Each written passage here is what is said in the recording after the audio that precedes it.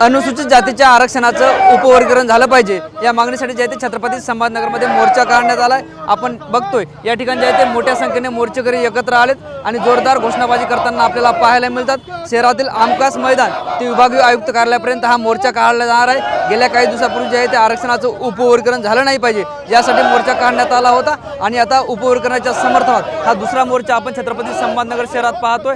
मोर्चेकऱ्यांसोबत सुद्धा आपण या ठिकाणी संवाद साधणार आहोत। नेमके त्यांच्या मागण्या काय आहेत काय सांगाल?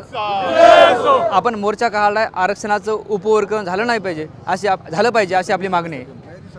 खऱ्या अर्थाने 1 ऑगस्ट 2024 रोजी सुप्रीम कोर्टने निर्णय दिलेला आहे आणि तो संविधानाला धरून आहे। खऱ्या अर्थाने आरक्षणाचं उपवर्गीकरण अबकड झाले पाहिजे हे मागणी मागील 40 वर्षापासून आहे। आमच्या बौद्ध बांधवाचा एक गैरसमज झालेला आहे की महाराष्ट्रामध्ये मातंग समाजाने ही मागणी लावून धरलेली आहे। देशभरामध्ये तामिळनाडू, आंध्र प्रदेश, कर्नाटक या ठिकाणी 1960 पासून आरक्षणाचं उपवर्गीकरण म्हणून आंदोलन चालू होतं।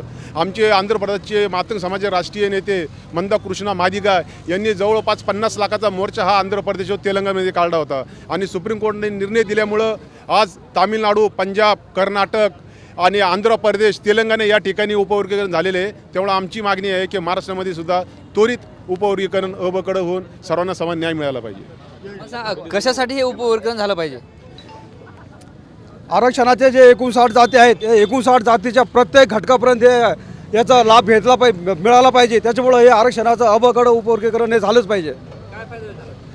प्रत्येक समाजाला याचा फायदा होईल। आज एका समाज पूर्ण आरक्षणाचा लाभ घेत आहे परंतु इतर समाजाला त्याचा लाभ मिळत नाही।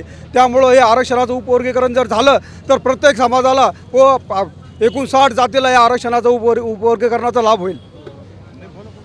आपण बघतोय यापूर्वी सुद्धा एक मोर्चा काढण्यात आला होता, आरक्षणाचं उपवर्गीकरण झालं नाही पाहिजे अशी त्यांची मागणी होती। तुमचं म्हणणं आहे की उपवर्गीकरण झालं पाहिजे?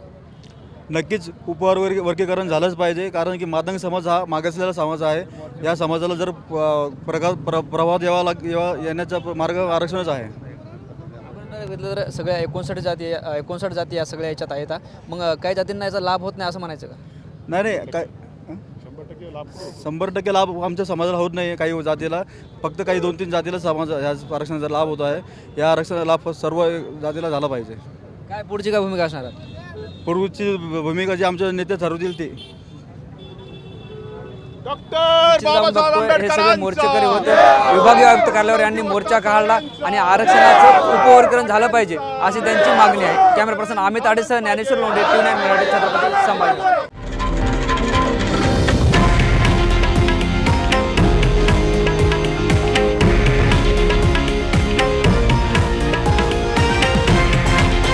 हे आहे देशातील नंबर 1 न्यूज नेटवर्क आणि आपण पाहत आहात TV9 मराठी, एकमेव।